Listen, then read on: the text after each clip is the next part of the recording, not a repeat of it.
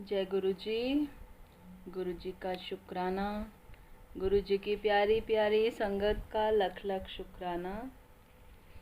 संगत जी, कल हमने महाशिव पुराण कथा रुद्र संहिता तृतीय खंड अध्याय 9 व अध्याय 10 श्रवण किया था, जिसमें हमने श्रवण किया था मेना और हिमालय की बातचीत, पार्वती तथा हिमवान के स्वप्न तथा भगवान शिव से मंगल ग्रह की उत्पत्ति का प्रसंग।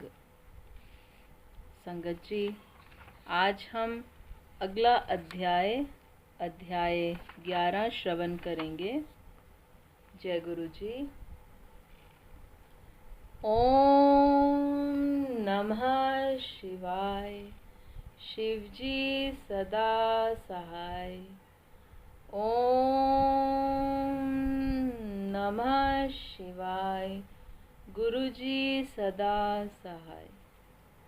जय गुरु जी। महाशिव पुराण कथा रुद्र संहिता तृतीय खंड अध्याय 11। भगवान शिव का गंगावतरण तीर्थ में तपस्या के लिए आना, हिमवान द्वारा उनका स्वागत, पूजन और स्तवन तथा भगवान शिव की आज्ञा के अनुसार उनका उस स्थान पर दूसरों को ना जाने देने की व्यवस्था करना।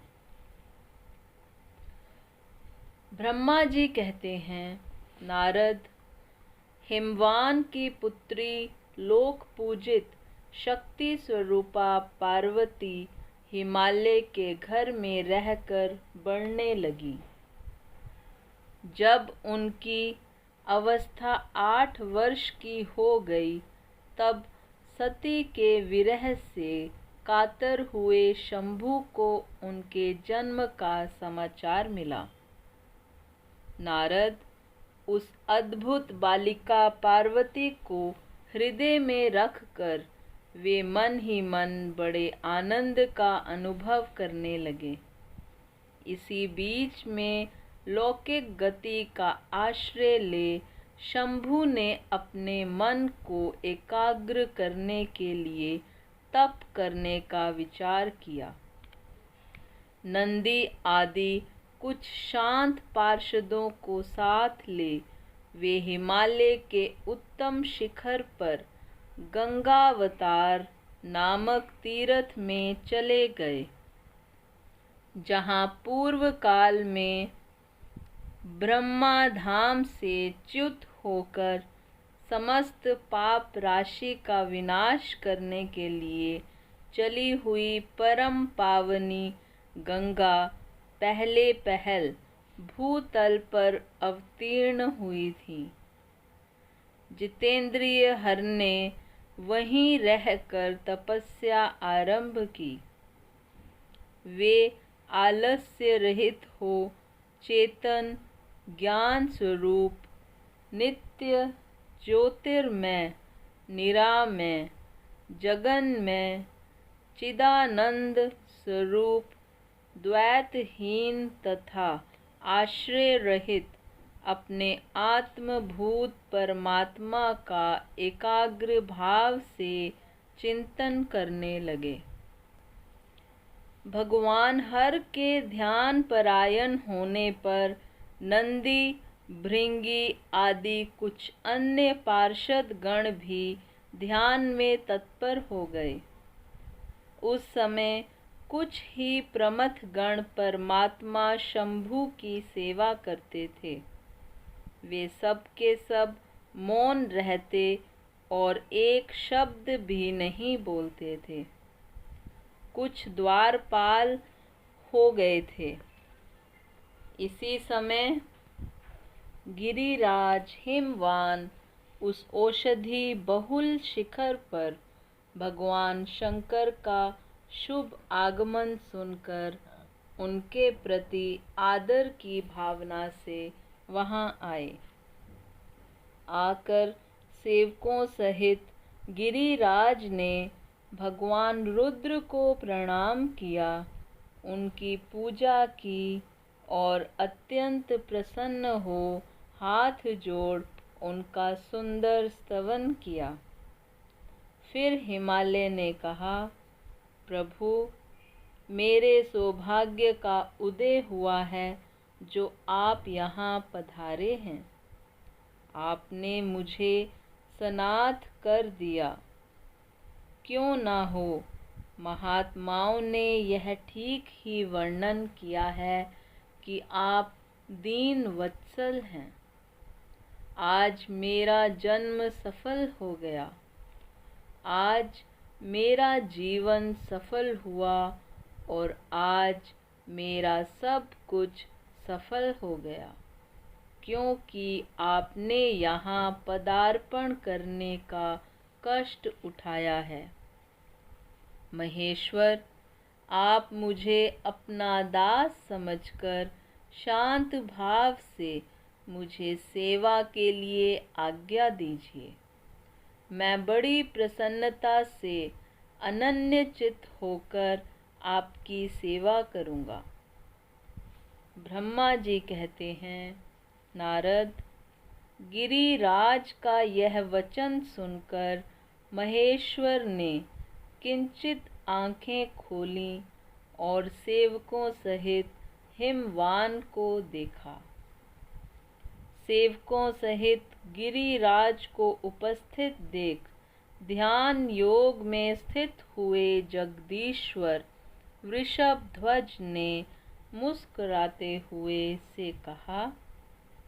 महेश्वर बोले, शैलराज, मैं तुम्हारे शिखर पर एकांत में तपस्या करने के लिए आया हूँ। तुम ऐसा प्रबंध करो जिससे कोई भी मेरे निकट न आ सके। तुम महात्मा हो, तपस्या के धाम हो तथा मुनियों, देवताओं, राक्षसों और अन्य महात्माओं को भी सदा आश्रय देने वाले हो। द्विज आदि का तुम्हारे ऊपर सदा ही निवास रहता है। तुम गंगा से अभिषिक्त होकर सदा के लिए पवित्र हो गए हो।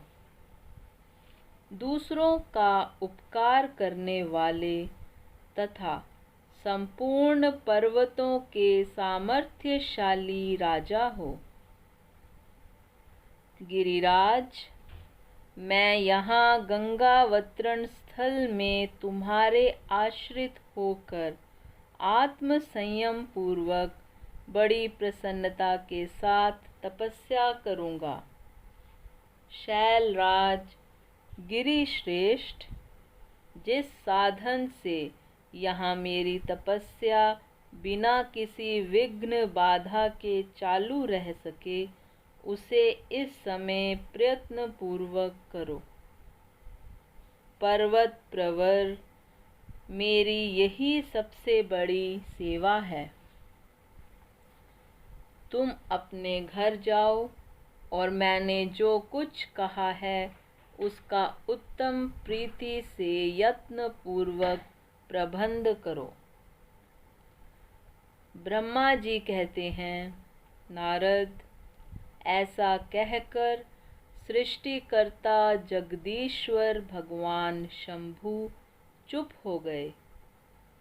उस समय गिरिराज ने शंभु से प्रेम पूर्वक यह बात कही, जगन्नाथ, परमेश्वर, आज मैंने अपने प्रदेश में स्थित हुए आपका स्वागत पूर्वक पूजन किया है।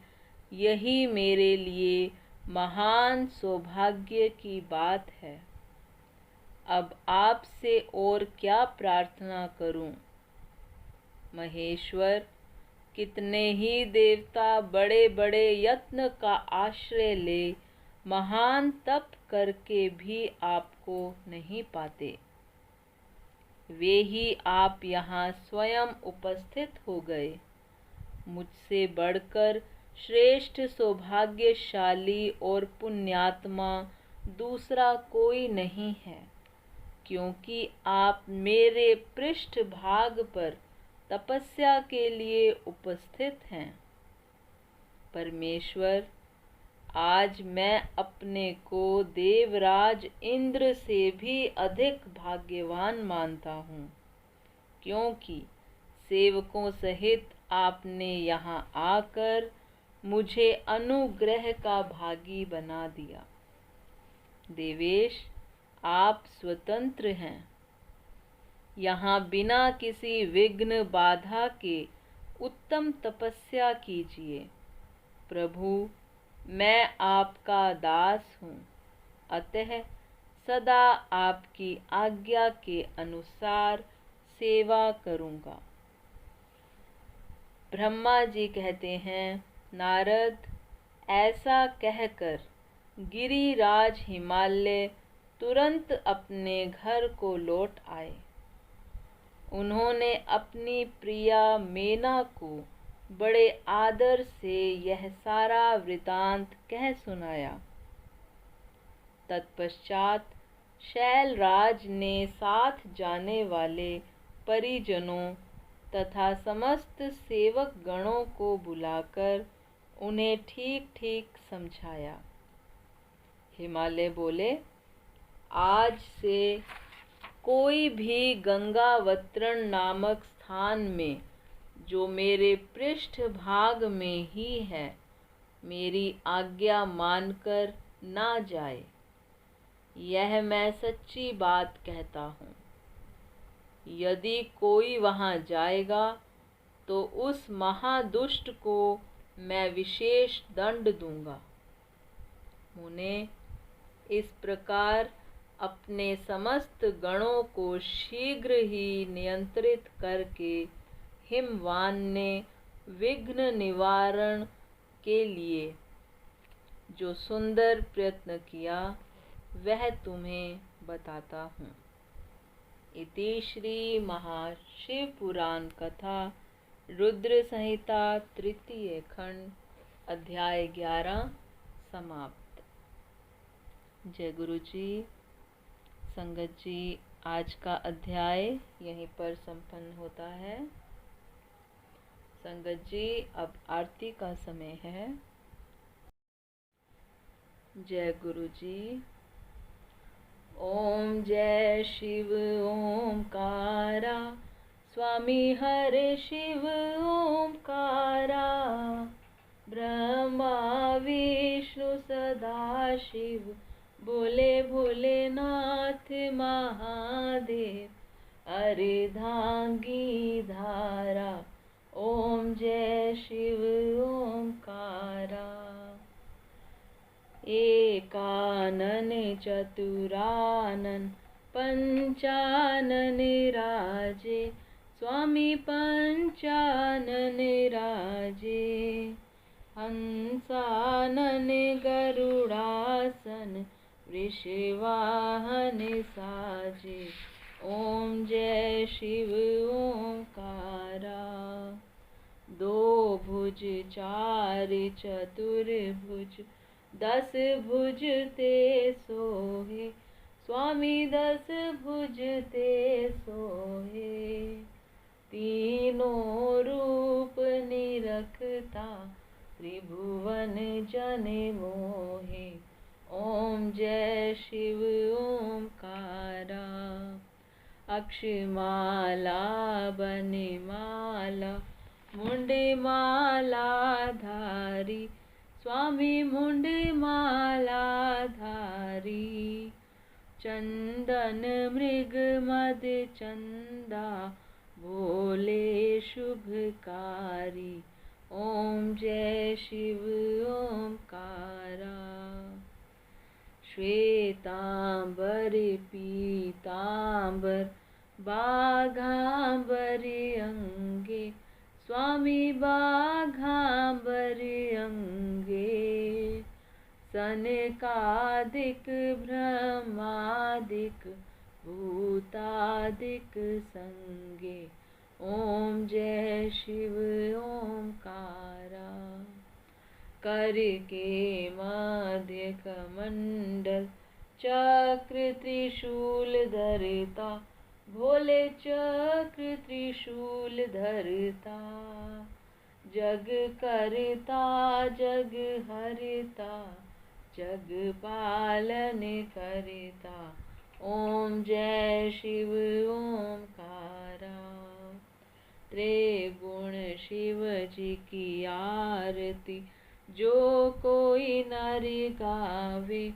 स्वामी प्रेम सहित गावे।